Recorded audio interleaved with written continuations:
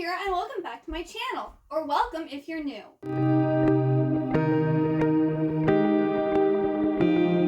So, today I am having my monthly book haul, but I also have quite a few graphic novels and or manga this time. Actually, that pile is bigger than my normal books. So yes, there's quite a bit of variety here, and this is going to be pretty much everything that I've received so far that I purchased in October. And yeah, let's get into this. I have some good things here. I'm excited. So first thing, I am subscribed to Fairy Loot.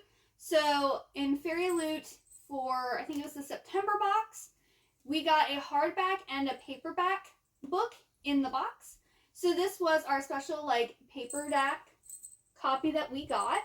And this is Beasts of Prey by Ayanna Gray. And this is about, it looks like a night zoo.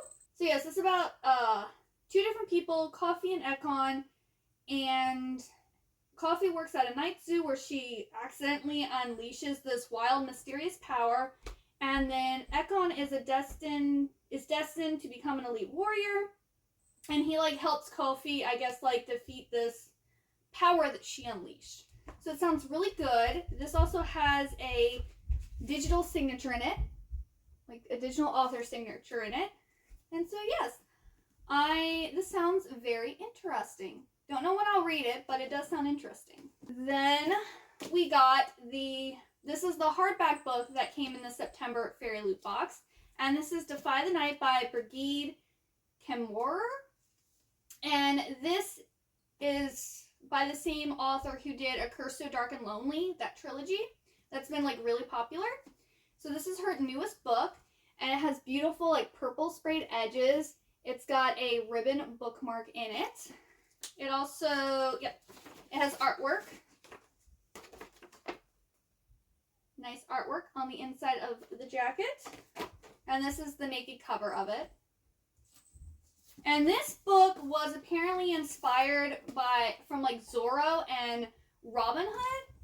And it has to do with the rebellion that's taking place against this kingdom. So yeah, it sounds really good, really exciting. I love both Zorro and Robin Hood, so I'm really looking forward to reading this book. Then this one just came in the mail, it came in the mail today, and I was really surprised because it's so tiny. I didn't realize how tiny this book was. It's called Once More Upon a Time by Roshani Chokshi, and it's literally 134 pages long, and it's a little mini hardback book. And I paid $12 for this. I mean, I'm hoping it's good, but it's more like a novella than an actual book. And it also sounds like it's going to be pretty good, but I don't know how she's going to fit all of this into 133 pages.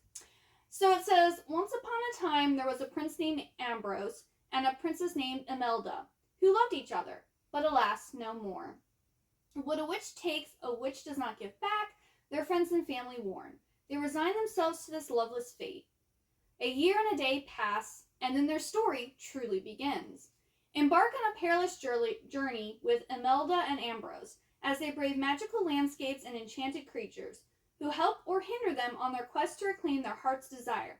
But first, they must remember what that is. So it sounds really good, I just don't know how that's going to fit into 133 pages. But who knows, maybe instead of having extra details and fluff like some books have, this is just going to get straight to the point, and it's going to maybe go the whole time. But I'm probably going to read this soon because it is so short. I could probably read this in one sitting and be done with it. So I'll probably be reading this in November or December.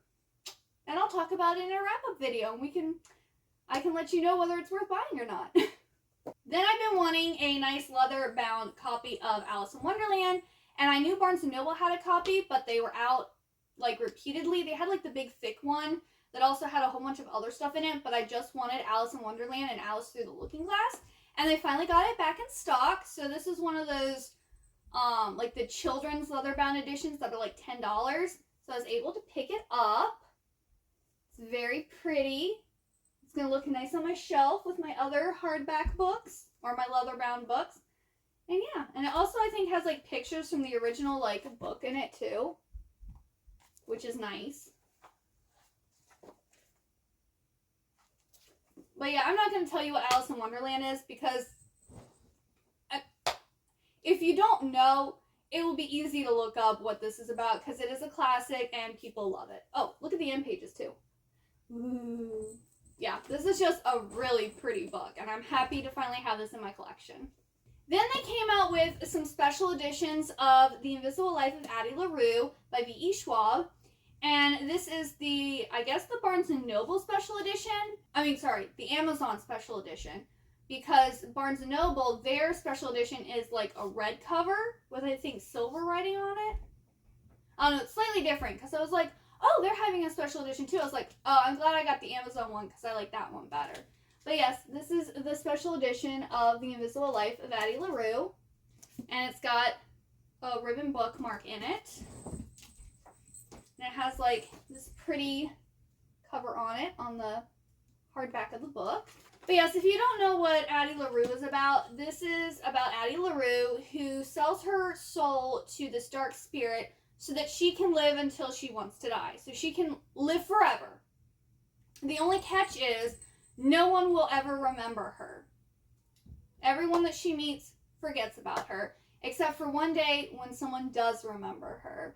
And there's kind of like a love triangle in it, and it's her, like, how she survives throughout, I think it's 300 or 400 years that she's been alive when it takes place, and, like, how she's survived and how she's made it through, and how you can stay sane when you really can't make a place for yourself, and you can't really truly exist because no one remembers you. She can't get a job. She can't actually, like, own a house.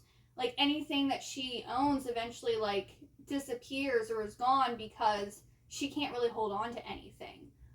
So yeah, it was really good. It's actually, I think, the second book that made me cry this year. So it's really good. I highly suggest this book. Then we have Once Upon a Broken Heart by Stephanie Garber, and I recently read the first two books in the Carvel series this year, and I absolutely adored them. So as soon as I found out she had another book coming out, I was like, yes, I need that book in my life. So I got it, and it's so pretty, and I can't wait to read it. This is supposed to be set in the same world as Carvel, I believe, but like, I think it like before the Carvel series. But this says, how far would you go for happily ever after? For as long as she can remember, Evangeline Fox has believed in true love and happy endings, until she learns that the love of her life will marry another. Desperate to stop the wedding and to heal her wounded heart, Evangeline strikes a deal with the charismatic but wicked Prince of Hearts. In exchange for his help, he asks for 3 kisses, to be given at the time and place of his choosing. But after Evangeline's first promised kiss, she learns that bargaining with an immortal is a dangerous game, and that the Prince of Hearts wants far more from her than she's pledged. He has plans for Evangeline, plans that will either end in the greatest happily ever after or the most exquisite tragedy. And that just sounds so good. And the cover just has an apple on it. So, I don't know what significance that has yet, but I cannot wait to read this. I still need to read Finale. So I plan on reading February and November, so I'll probably get to this maybe in December. But I have a lot of like Christmas books I want to read in December, so I don't know. It might have to wait till next year. But I am really excited to read this because I just love Carvel so much. I want everything by Stephanie Garber now. And then the last book I got before we get to the graphic novels and manga is Empire of the Vampire by Jay Kristoff. And this is a big boy. This is like a 700 and something page book, and it's illustrated. This is also a signed edition. This has a lot going on with it. So here's the cover. This is the cover of it. Now we're going to take off the cover. Alright. So we've got these these are the front end pages. Gorgeous. These are the end, like the back of the book end pages. Then we have the signature. And then throughout the book, there's like pictures like scattered throughout the book too. This is just a really pretty book. Like, Yeah, love this. And there's a lot of like religious themes in it, and it's like a war between the humans and the vampires, and apparently their salvation is the Holy Grail. So yeah, I don't know, is King Arthur going to be thrown in here too? Because I'm pretty sure, didn't King Arthur or the Knights Templar go after the, maybe I'm thinking of something different. The Knights Templar did the whole, like, Holy Grail thing. But sometimes I think they put King Arthur in there, maybe. I don't know. I could be completely wrong. But this just sounds absolutely amazing. I can't wait to read this.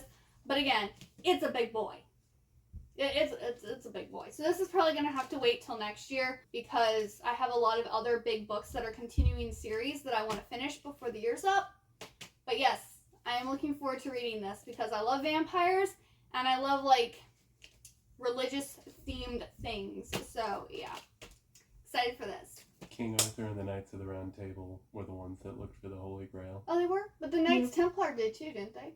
It was one of the relics that they were said to possess. Okay. In like their lore and their history and all that. But yeah, like the big thing that they were searching for, yeah. King Arthur and the Knights of the Round Table was the Holy Grail. Okay, I thought so. Yeah, because only one of them was deemed worthy to find it. Okay. Sir Galahad. Yeah, anyway. I haven't read it for a while. But anyway. So yeah, I was on the mark with the whole King Arthur. So now we're going to get into my like kind of big pile of manga here. I think there's one graphic novel and then everything else is manga. So I was super excited to find out that they released a 20th anniversary omnibus edition of Paradise Kiss by Aizawa. This is by the same mangakin who wrote Nana. And I really wanted this series, but like the original like volumes that came over here in English, when I decided that I want to start collecting it, were already pretty pricey. And I wasn't wanting to pay like $30+ for each individual volume. Now you can get all 5 for like, I think this was $24, or the retail price is $29.95, and I think Amazon was selling it for like $24.95. So like, what a bargain. And it's got floppy pages. Because that was one thing I was like worried about, like, was the spine gonna break if I got like the big edition? Like, was I gonna have to like move it so I could read it? Nope. It's a floppy manga. It's beautiful. We love this. Yes. So I just recently got this. I cannot wait to start reading it because I've been wanting to read the series for years now, and I finally have it. So this is, we follow Yukari through the looking glass journey as she is drawn into the world of fashion by a group of passionate young, I have no idea what that word is, athletes? Young athletes who are determined to make their couture labor a success, with Yukari as their muse. So it's a fashion story, and I'm just so excited. I liked Nana, and I have all 21 volumes that were released over here in America, but I am not super in love with that series, so I'm wondering if I'm going to like this series better, and it's also complete, so I will get an ending, versus Nana, where we don't know what happens in Nana. But yes, I'm so happy that this was released. I'm actually happy a lot of manga, like older manga, are getting like special editions or like hardback editions and stuff like that. And I'm like, or they're doing 3-in-1s now. It's great. I'm loving it. All right, then I got volumes 10 and 11 of Sakurahime, The Legend of Princess Sakura. And this is by Irina Tanimura. And I cannot wait to read this. I actually have number 12 on the way, and number 12 is the last one, so I will have the complete series of this. And I am planning to do like a readathon where I'm just going to read all 12 volumes, which I hope to do that before the end of this year. And yeah, Irina Tanimura is one of my favorite mangakin, and I cannot wait to finally finish reading this series. I will read the first book to like tell you kind of what it's about. It says, Sakura is the granddaughter of a mysterious moon princess who slew demons with her blood cherry blossom sword. All her life, Sakura has been forbidden to look at the full moon without knowing why. Then one night, unhappy over her impending marriage, Sakura gazes up at the moon, only to see a demon attacking her. ... So that's exciting. I believe when the series first came out, I read the first couple manga, and then like I didn't purchase any more for whatever reason. I don't remember this at all. But I love everything that Arina Tanemura has done, so I'm sure I'm going to love this series too. Then I got High School Debut. This is the 3-in-1 edition, volume 5. And this has 13, 14, and 15. I actually have the individual volumes 1 through 13, and I thought it was complete and done. And then I was watching someone's manga collection video on YouTube, and then learned that there's actually 15 volumes, and 14 and 15 you could only get by buying the omnibus. So I was like, oh my goodness, I gotta go and get that, because I thought the series was complete, and it wasn't. Unfortunately, Amazon sent me a damaged copy, so I've already ordered a replacement, but I wanted to show you this in my video. And yeah, I don't really remember what... I read all 13 volumes, but yet again, it was when they first came out, which was quite a few years ago. So I don't really remember what the series is about. I know it's a romantic comedy, and I remember it being really cute and heartwarming, but I don't remember, like, the general story at all. It is set in high school debut. And this series is by Kazune Kawahara. But yes, I don't remember it, but I do remember I really liked it, and I wouldn't have collected it all if I hadn't. So, yes. If you like romantic comedies, I suggest it. Then I found out that they came out with Yu Watase's last Fushigi Yugi volume. So this is Fushigi Yugi Byakko Senki, volume 1. And this is the 3rd series of the Fushigi Yugi. So there's Fushigi Yugi, then there's Fushigi Yugi Genbu Kaiden, and then there's Fushigi Yugi Byakko Senki. Unfortunately, Yu Watase has only created the 1 volume, and it has gone on hiatus until who knows when. So I don't know if I'm actually ever going to read this, but I wanted to have it for my collection because Yu Watase is one of my favorite mangakin, and I wanted to have, like, all the books in the series. Unless you're a big fan of hers and you want to have everything that, you know, of hers that's been released in English, I don't suggest getting this because we don't know if it's ever going to be finished. But if you're interested... It says, the year is 1923. Suzuno Oshugi's father, Takao, warns her to stay away from the universe of the 4 gods, telling her it's a book that only men can touch. He knows that in order to enact its story, the book needs one last heroine, the priestess of Byakko. After the great Kanto earthquake strikes, Suzuno and Takao are trapped in their burning home. Takao has only one chance to save his young daughter, and that is to send her into the universe of the 4 gods. If you didn't know what Fushigi Yugi's about, it's about this girl who gets sent into, like, the universe of the 4 gods, and she's a priestess, and she has, like, all these, like, warriors that, like, protect her, and, like, she also has, like, a relationship. It's kind of like a reverse harem series set in, like, this alternate universe, and it's really good. If you like romance and you like fantasy, it's a great series. Then I'm super happy because I was able to find a copy of Alice in Murderland by Kariyuki, and this is volume 1. This series has 11 volumes, and quite a few of them are still available to purchase from, like, Barnes & Noble and Amazon and whatnot, but there's a few volumes here and there. I think it's like 1, 3, 7, and 8 are hard to find. In fact, the only place I found, like, volume 1 for the most part is Amazon, and they were selling it for, like, $900 a volume. Well, someone was selling this slightly damaged copy on eBay for, like, $25, so I was like, yes, I will take it. Because I will never be able to afford a $900 manga, so I'll take a slightly damaged copy at $25. But this one, it kind of, like, is messed up on the corner there. It's a little bent, and then there's some writing on the bottom. But the actual, like, inside text, like, there's no writing on the inside, like, the actual, like, inside of the book is perfectly fine. So yeah, I'm super happy to have this. And I was reading it, and apparently this, like, wealthy family is celebrating their 19th birthday of their eldest son. And then the mom goes, hey kids, I want you all to fight to the death. So it's like, I forget how many siblings there are. Yeah, there's quite a few siblings, and their mom is just like, I want you kids to fight to the death.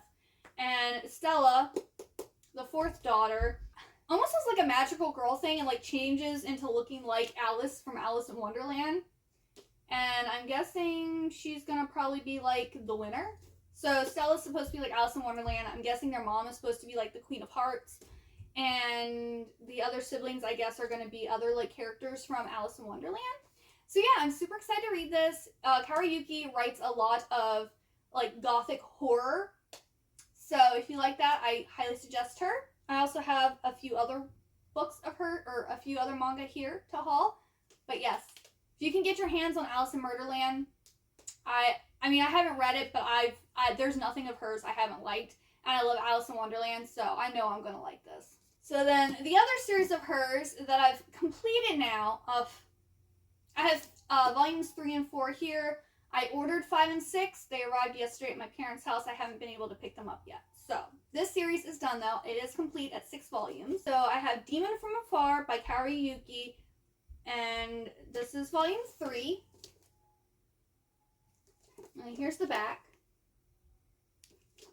And then this here is volume 4. So yes, this series, I am super excited. I'm going to be reading the first volume during Vampathon, and then I'll probably read the rest of the volumes next month maybe, because I can usually read a manga in like 30 to 45 minutes generally, so I can fly through these really fast. And I really like that her first series were all released in like paperback, but then Demon from Afar and Alice in Murderland are released in hardback with jackets, so it makes them seem like super luxe. But they're really, I mean, the normal price for them is $18. I think one of them I paid like $6 for, and the other one I paid like $7 or $8 for. So you can find these for pretty cheap, actually. But this series is about, it says Pinky Swear, an imperial capital in an era of splendor and romanticism.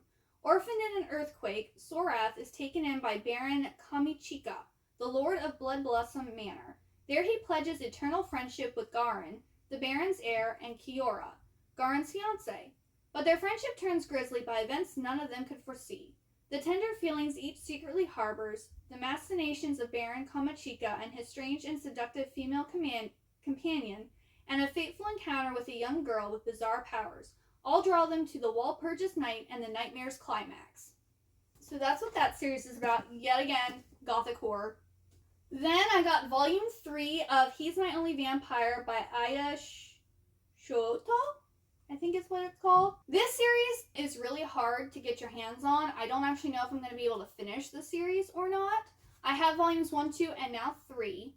But volume 4, people are selling for like $80 a volume, which, I mean, is kind of outlandish when these are originally like $13, but at least it's not like hundreds of dollars for it. And I think number 7 is also really expensive, like around the $80 mark. And the other ones you can find pretty reasonably, but they're still, you mainly have to get them like used. So yeah, I don't really remember what this is about, but it's about a vampire. And there's also, it looks like there's a wolf.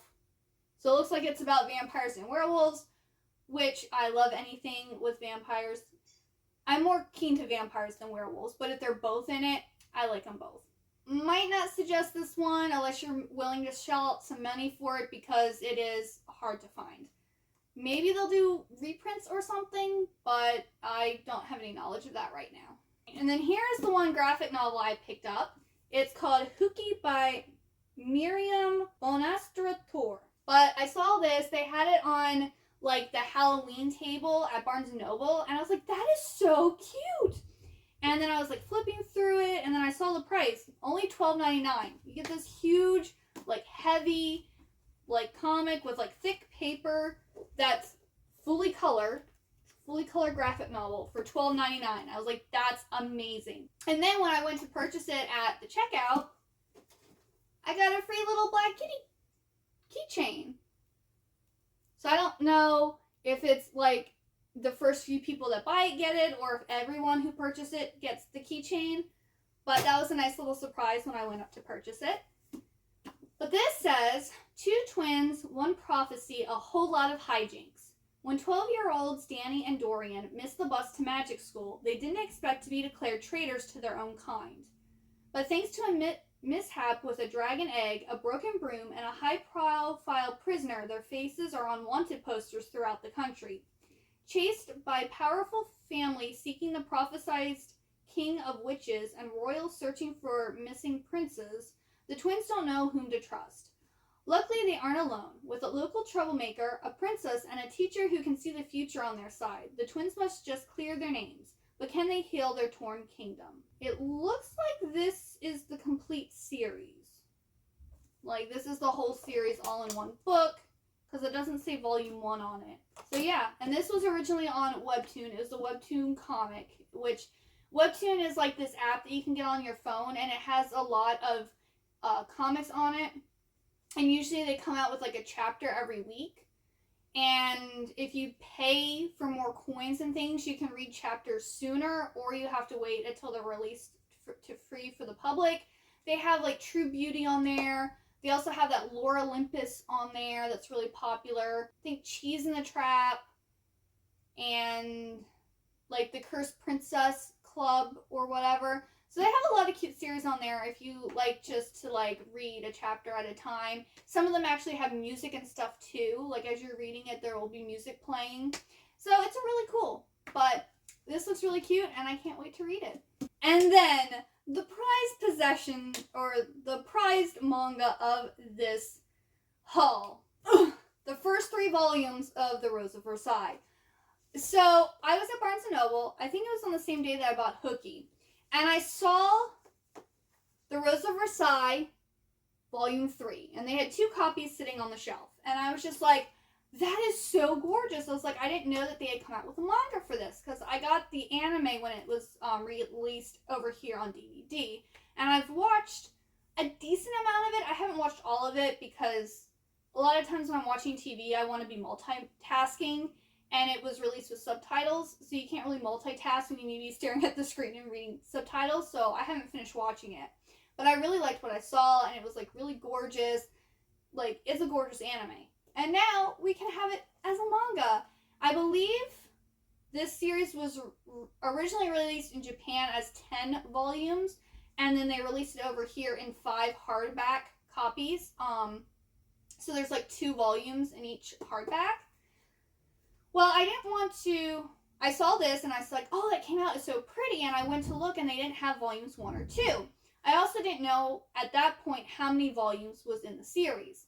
So I was like, well, I'm not going to buy volume 3 yet because I want to do some research first. I found out there was 5 hardback volumes, and volumes 1 and 2 were really hard. They are really hard to find. If you want to buy them online, I found someone selling, I think it was the first one for like $80, and then like everyone else is selling the first 2 volumes for over $200 a piece. And I was so upset. Well, then I went on Barnes & Noble. And Barnes & Noble actually has it where you can check and see what's in stock. And they had like all the volumes listed on the website. So I went to volume 1 and I did like search so many miles. And they had volumes 1, 2, and 3 at the Manassas, Virginia location. But you can only get them if you like go and pick them up. And that's like about like a little over an hour from where I live. And I was just like, you know what? I'm doing it.